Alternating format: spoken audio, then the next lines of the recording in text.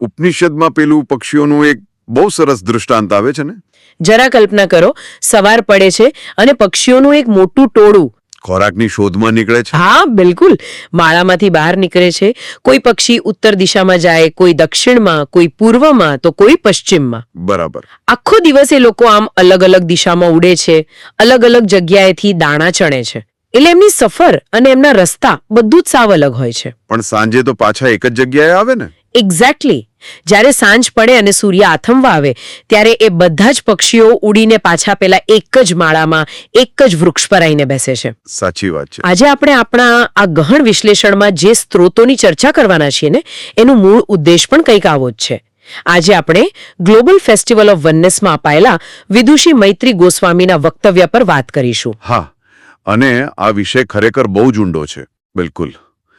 આ સ્ત્રોતો બહુ જ સુંદર રીતે સમજાવે છે કે ભારતીય તત્વજ્ઞાનના બે મોટા દિગ્ગજો આદિશંકરાચાર્ય અને વલ્લભાચાર્ય ભલે દિવસ દરમિયાન પેલા અલગ અલગ દિશામાં ઉડતા પક્ષીઓ જેવા લાગે, પણ અંતે એ લોકો ભેગા તો એક જ જગ્યાએ થાય છે. હા, અંતે સાંજે તેઓ બ્રહ્મવાદના એક જ માળામાં કેવી રીતે ભેગા થાય છે એ આપણે આજે જોવાનું છે. હું તો આ ચર્ચા માટે બહુ જ ઉત્સાહિત છું. અને હું પણ.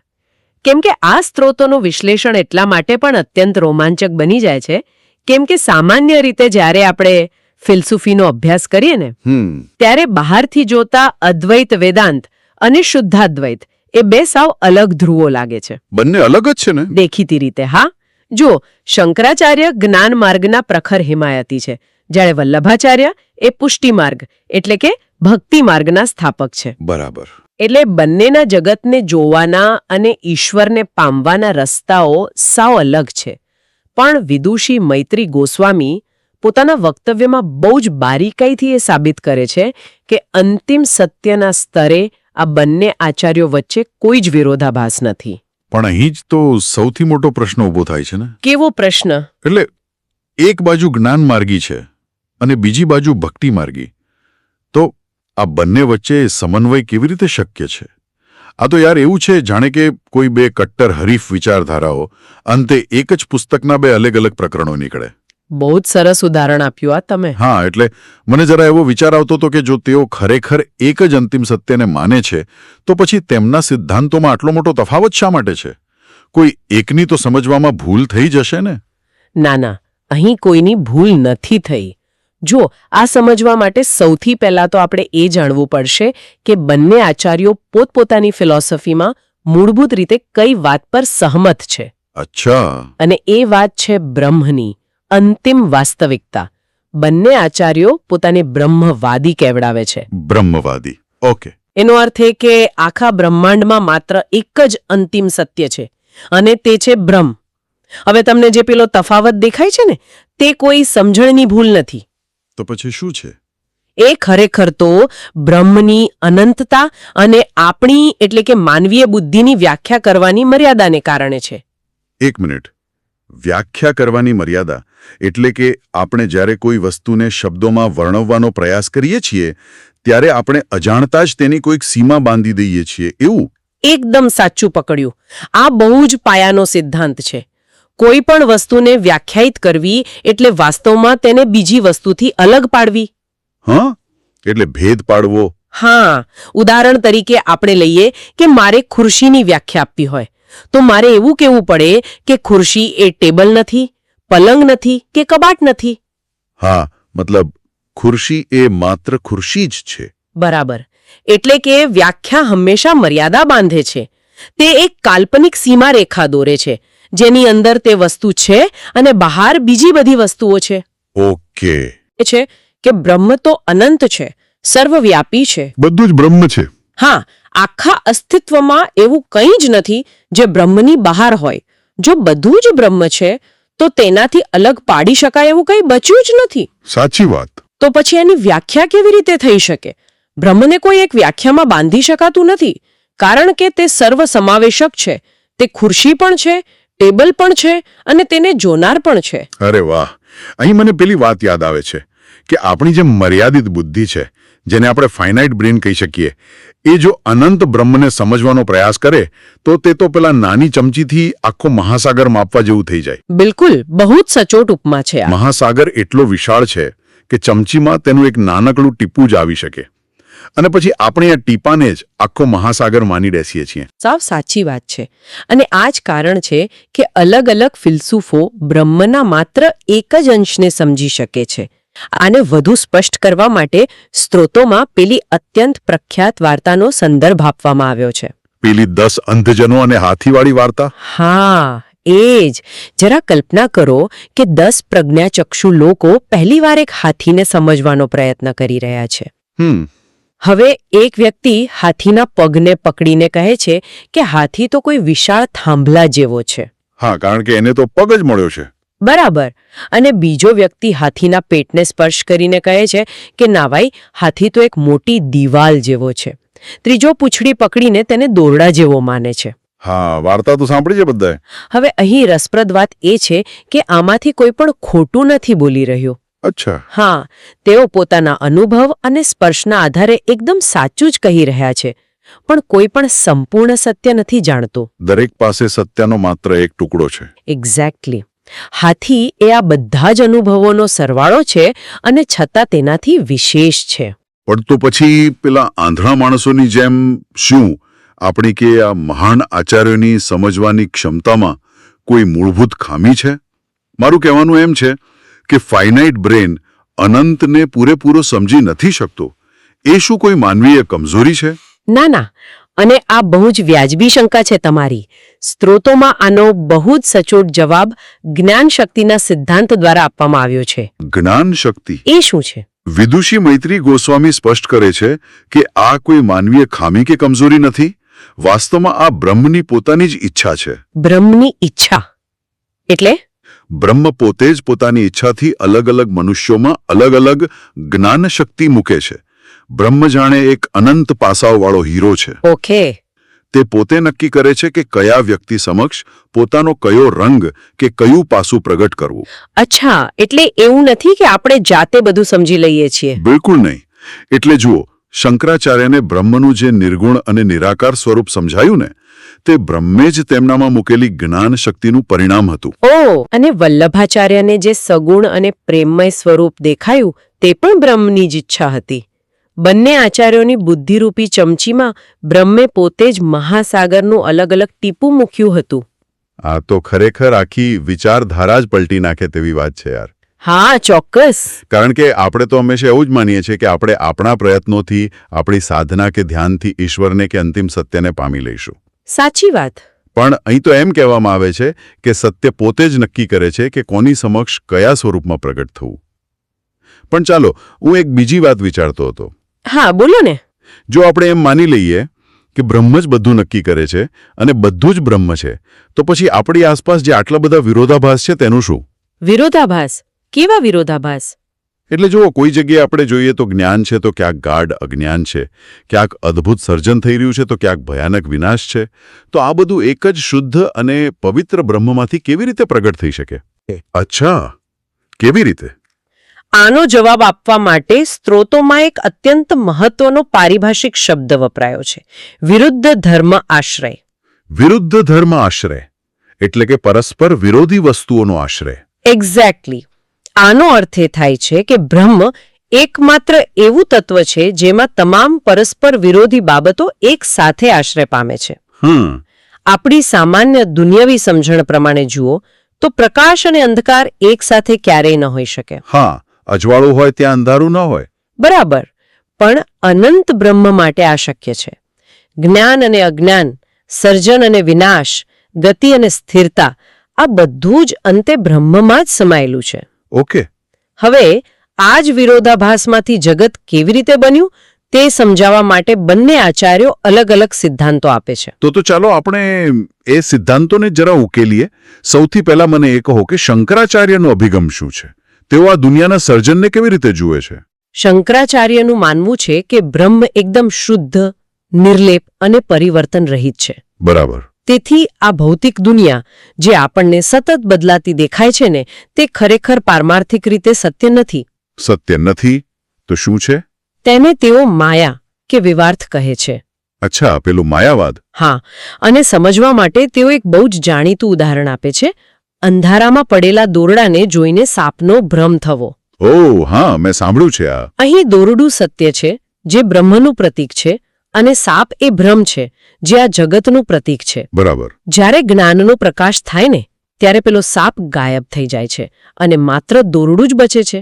એટલે કે જગત એ માત્ર આપણી અજ્ઞાનતાને કારણે દેખાતો એક ભ્રમ છે. ઓકે, શંકરાચાર્યની વાત મને બરાબર સમજાઈ ગઈ કે જગત એ પેલા દોરડામાં દેખાતા સાપ જેવો ભ્રમ છે. પણ જુઓ, વલ્લભાચાર્ય તો શુદ્ધાદ્વૈતવાદી છે. હા, સાચી વાત. તો એમને તો આ માયાનો ખ્યાલ મંજૂર નહીં જ હોય ને. તેઓ તો જગતને સાચું માને છે. જો બ્રહ્મ સત્ય છે તો તેમાંથી બનેલું જગત પણ સત્ય જ હોવું જોઈએ, ખરું ને? બિલકુલ સચોટ તર્ક છે આ તમારો. અને વલ્લભાચાર્ય આ જ વાત કહે છે. અચ્છા. તેઓ માને છે કે બ્રહ્મ પોતે જ પોતાની ઈચ્છાથી આ જગત બન્યું છે, જાણે કે સોનામાંથી બનેલા અલગ અલગ ઘરેણાં. સોનાની વીંટી, સોનાનો હાર. હા, એટલે સોનું પણ સાચું અને એમાંથી બનેલા ઘરેણાં પણ સાચા.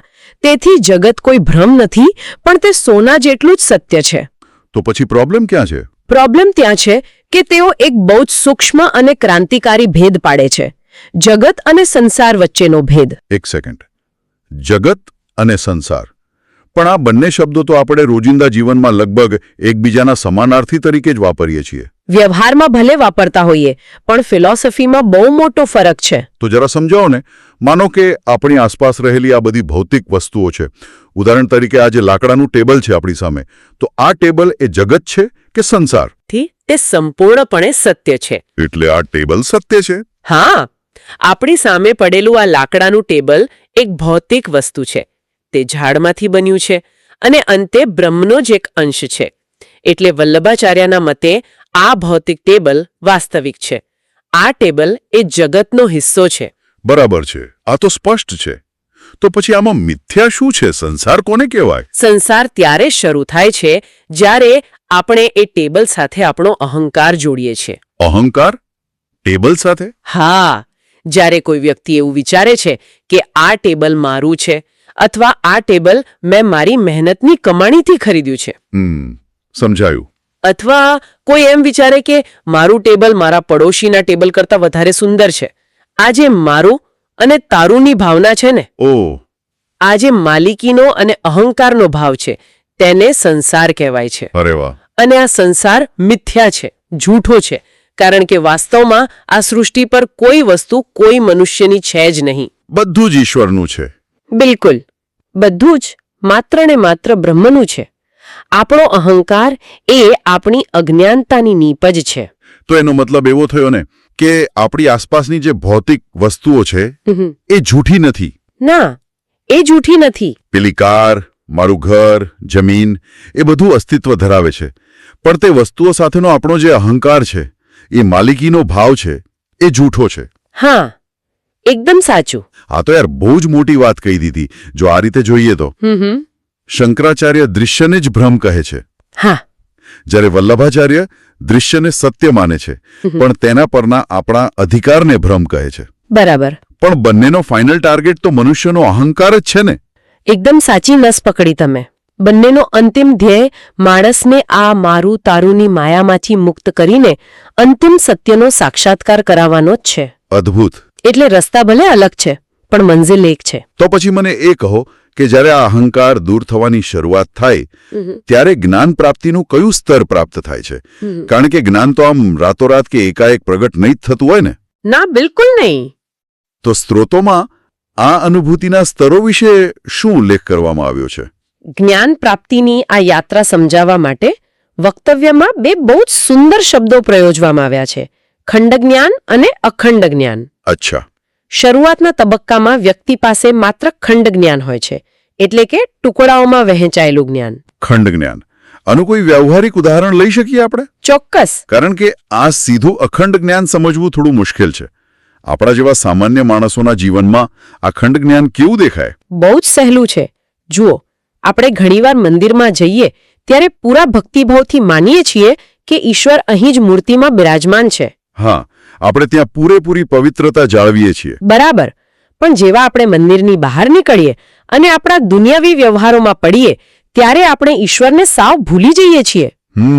કોઈને છેતરીએ, ક્યારેક ખોટું બોલીએ. બિલકુલ.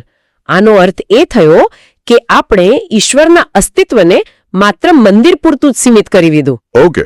આપણે સૃષ્ટિના એક ટુકડામાં બ્રહ્મ જોયું અને બાકીના ટુકડાઓમાં ન જોયું. આ છે ખંડ જ્ઞાન. આપણે બ્રહ્મ અને જગતને અલગ અલગ માનીએ છીએ. હા, હવે બરાબર મગજમાં બેસી ગયું. એટલે જ્યાં સુધી આ ભેદભાવ છે ત્યાં સુધી જ્ઞાન અધૂરું છે. બિલકુલ. તો પછી અખંડ જ્ઞાન શું છે?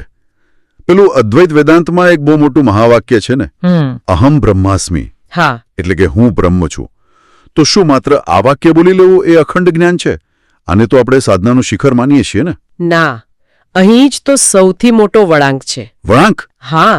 વિદુષી મૈત્રી ગોસ્વામી અદ્વૈત વેદાંતની બહુ જ ઊંડી સમજ આપતા કહે છે કે શંકરાચાર્યની ફિલોસોફીમાં જ્યાં સુધી સાધક એમ કહે છે કે અહમ બ્રહ્માસ્મિ એટલે કે હું બ્રહ્મ છું, ત્યાં સુધી વાસ્તવમાં તેને સાચી અનુભૂતિ થઈ જ નથી. હે?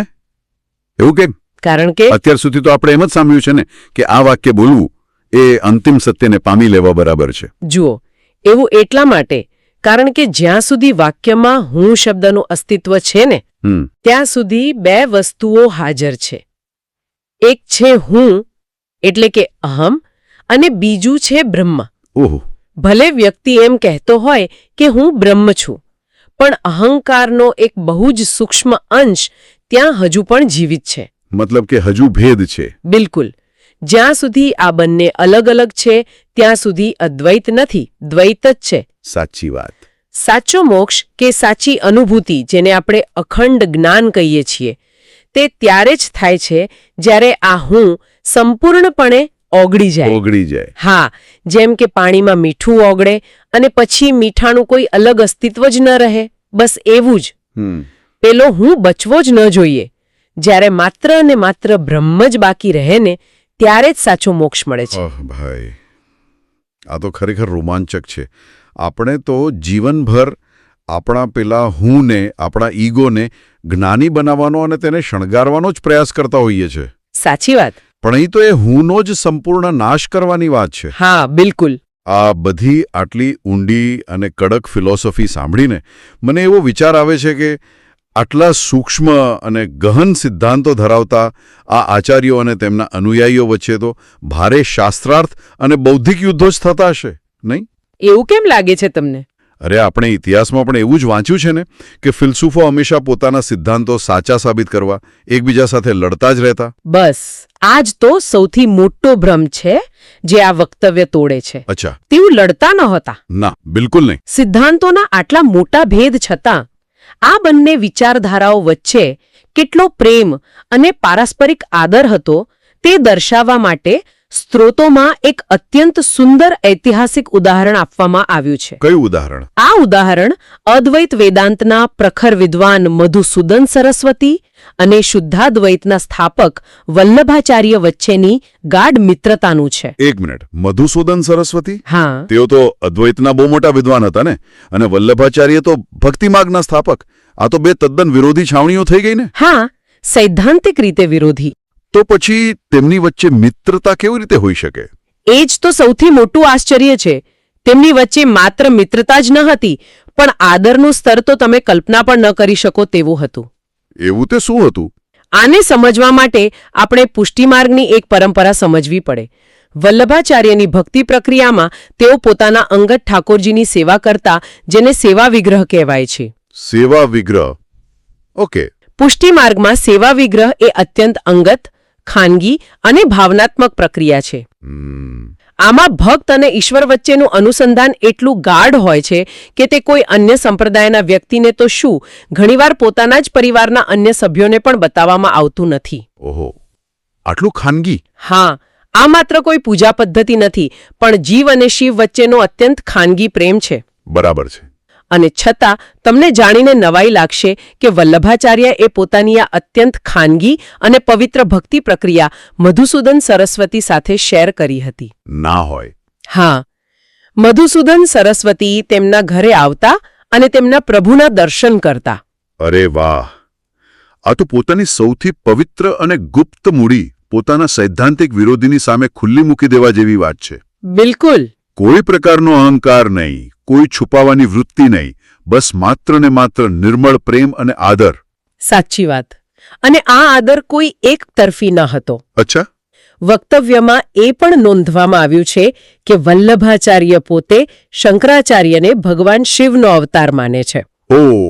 અને વૈષ્ણવ પરંપરામાં ભગવાન શિવને સૌથી મોટો વૈષ્ણવ એટલે કે ભક્ત માનવામાં આવે છે. તેનો અર્થ એ થયો કે સૈદ્ધાંતિક મતભેદો હોવા છતાં એકબીજાના આદર અને સ્વીકૃતિમાં કોઈ જ કમી ન હતી. તેઓ બહુ સારી રીતે જાણતા હતા કે બ્રહ્મ અનંત છે અને તેને પામવાના રસ્તાઓ અલગ અલગ હોઈ શકે છે. આ વાતો ખરેખર પેલી જૂની માન્યતાઓને મૂળમાંથી તોડી નાખે છે કે પ્રાચીન ફિલોસોફરો હંમેશા એકબીજાને નીચા દેખાડવાનો જ પ્રયાસ કરતા હતા. બરાબર ને? તેઓ સાધનાના રસ્તાઓ પર અલગ હોઈ શકે.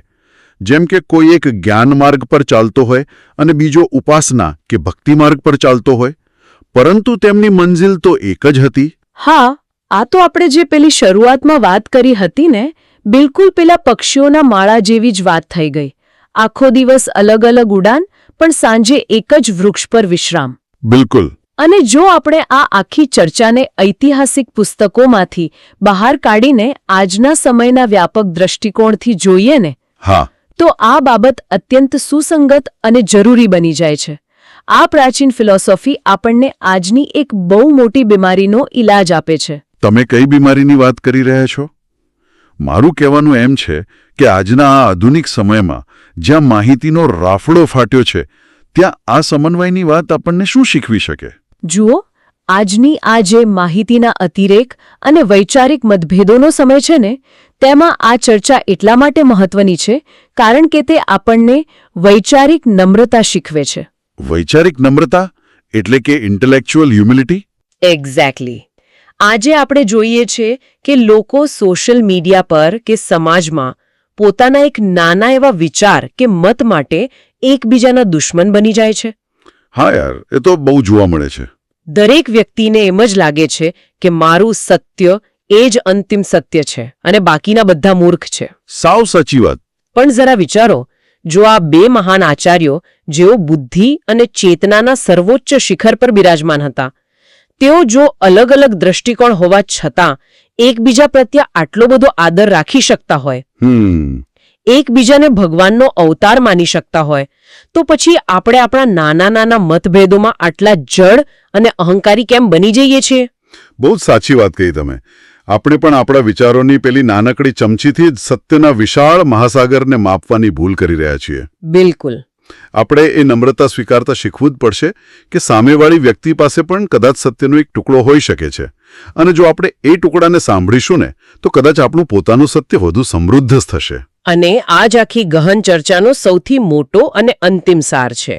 હા, શંકરાચાર્ય અને વલ્લભાચાર્ય આપણને એ શીખવે છે કે વિરોધાભાસોથી ડરવાની કે તેની સામે લડવાની કોઈ જરૂર નથી, કારણ કે અનંત સત્યમાં આ બધા જ વિરોધાભાસો કોઈને કોઈ રીતે સમાઈ જ જાય છે.